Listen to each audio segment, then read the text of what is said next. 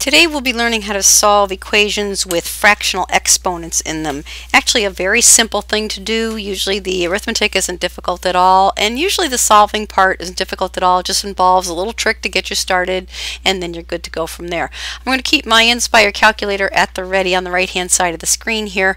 But first I want to show you something that happened on last night's assignment or yesterday's in-class sheet. And that's what happens when you go to graph an exponential equation that might involve some real-world kind of problem, and you hit your you hit the enter key after you enter the function line. Well, this little rectangle down here represents what you're seeing when you open that screen, and it opens -10 to 10 and -6.67 to 6.67. Your exponential curve may very well exist somewhere else entirely, but all you're seeing on your screen when it opens up is what's inside that rectangle. It's not that it isn't there, it's just that you're not able to see it. So you have to start playing around with those window settings, your X-min, your X-max, your Y-min, your Y-max, until you find that curve. You can try a zoom fit, but oftentimes that doesn't work. It doesn't show you what you need to see. Now, the numbers in the equation are a little bit of a tip-off as to what kinds of numbers you might need in order to see that curve, see everything you need to see about it. So don't hesitate to make those numbers, really punch them up there. We had an example of 150,000 was in our equation. Well, if you're, changing your number to 20, you're still not going to see up near 150,000. That 150,000 was actually where the bottom of the curve was. So yeah, you want to, go bigger, and if you see if you see something appearing on the graph, you found something. And you can, sometimes these exponential functions appear as lines if you are not looking at the right part of it, but at least if you see that line, you're on the right track, and you'll just keep changing those numbers until you find it. Okay, so on to our exponential functions that we're going to solve. This is the homework sheet, but that's posted on WITS for you if you want to look at that. Okay, we're going to be solving exponential functions. How do you know it's an exponential function? Well, in this case, we've got that fractional exponent that we have to solve. We're going to solve for the variable. The variable is not in the exponent. In this case, the variable is in the base, but we have a fractional exponent up here. So how are we going to solve these things? Well, the secret to doing this is to make sure that whatever it has the fractional exponent on it, that piece is isolated. And we'll take a look at problem number 1. It already is isolated. What do I mean by that? It's just x to the 2/3 power on the left. So I'm ready to raise this to the reciprocal power. So I'm going to raise that to the 3/2. Now notice the 3/2 does not look like I'm multiplying here. It's just as small as that 2/3. It's an exponent. When I do it on the left, I have to do it on the right. Now these 2's would cancel each other out, these 3's would cancel each other out, and you're left with x all by itself. If you can tell me what this number is here, then you'd be good to go. Well, hold the bus. Don't just pick up your calculator and type 64 to the 3/2. You can get an answer that way, but you should demonstrate your knowledge of how fractional exponents work by turning this into a radical. So I'm going to have a 2 in the index here. It's going to be 64 to the 3rd. And now, especially if you have rounding instructions, you can pick up your calculator. I'll add a graph page. I won't show you the arithmetic on all of these, but this is a matter of just pulling up your square root key. Oops, I'm still not on. I didn't add a graph page. I added. Try that one more time. Add a calculator page, and we'll do square root of 64. Hit your caret button to get the exponent of 3. When you hit enter, that gives you a nice rational answer there, 512, and you can write that down. That would be your answer. You'd circle it. Now, the other thing you can do with all these, every time you solve a function, to borrow the words of a colleague of mine, just graph the darn thing. If you graph it, you'll see in an instant if your answer is correct. That is a 512, by the way. Okay, so if we go to a graph page,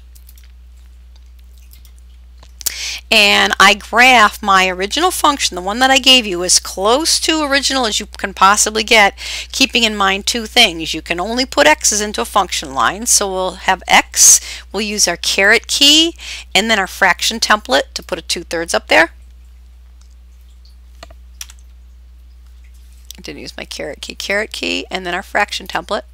I'll put a 2 up top, I'll put a 3 down the bottom, and then I'm going to get out of that exponent Make sure you're all the way out of it.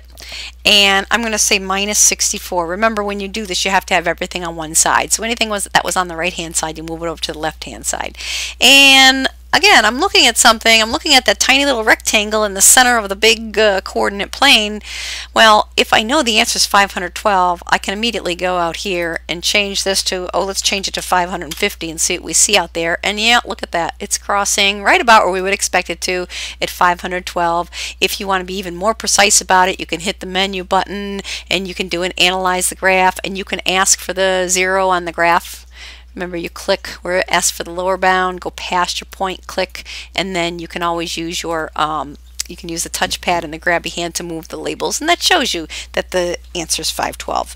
You can do that with every single function I'm asking you to solve here. You can check to make sure you have no answers that don't work, and to make sure you do have the correct answer. So you should keep that calculator at the ready whenever you're doing this. Well, the next one, we've got a wee bit of work to do before we can get that before we can raise the reciprocal power. It's as simple as dividing both sides by 2 first here. That gives me x to the 2/5 is equal to 16. Please avoid the temptation to write that 2/5 or that 5/2 really big. Remember, it's an exponent, so it should be up at the same size as the 2/5 that you already have there.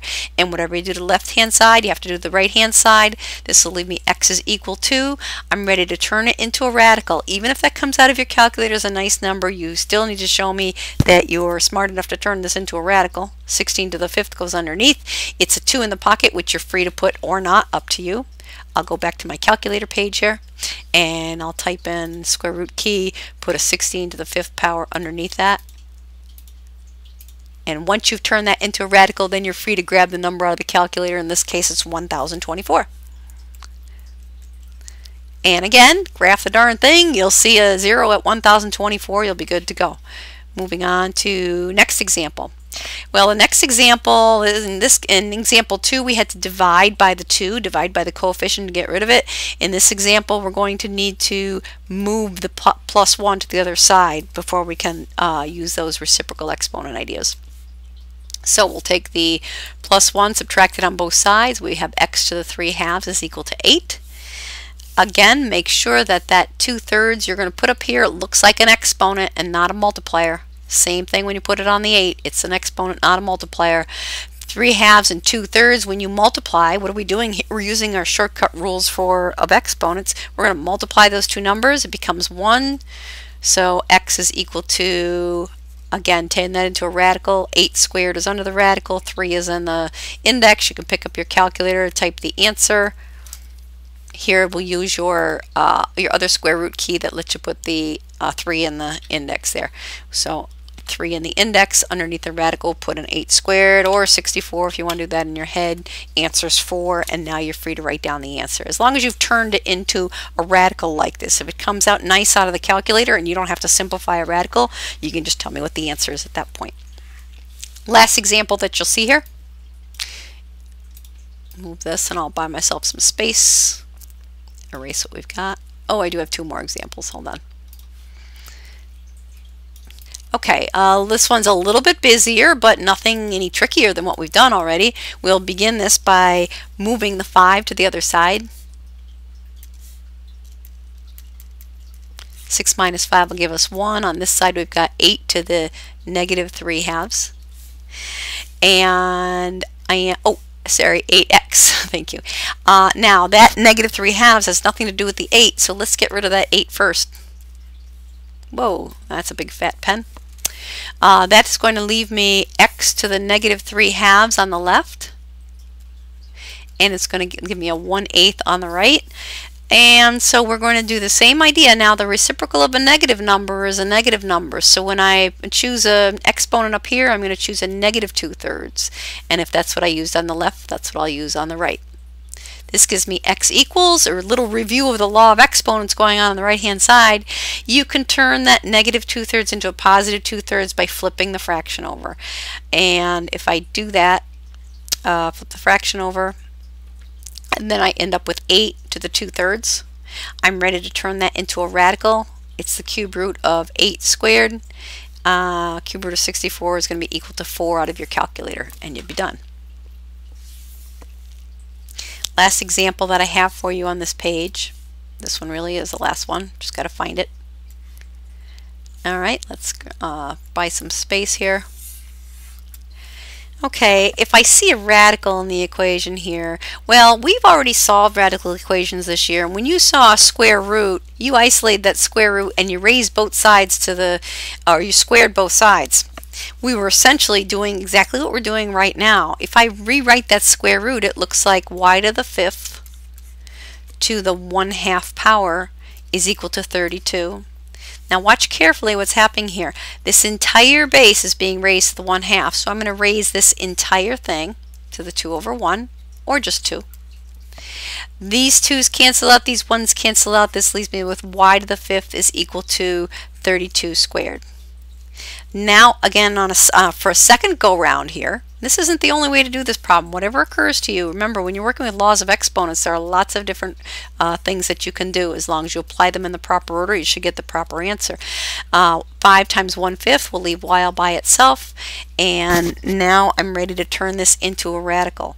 Now I would suggest at this point you clean this up and write it as 32 to the 2/5. It might be a little bit easier for you to see how to rewrite this as a radical. It's going to be 32 squared going underneath a 5 in the index. At this point you would pick up your calculator. If it works out to be an irrational number, your calculator will show you one of those funny decimal numbers that go on forever. If you have rounding instructions, you can just round off that decimal number. If you don't have rounding instructions, you'd have to go back and you would have to simplify that radical using all the things you learned about simplifying radicals from your radicals unit earlier on this year.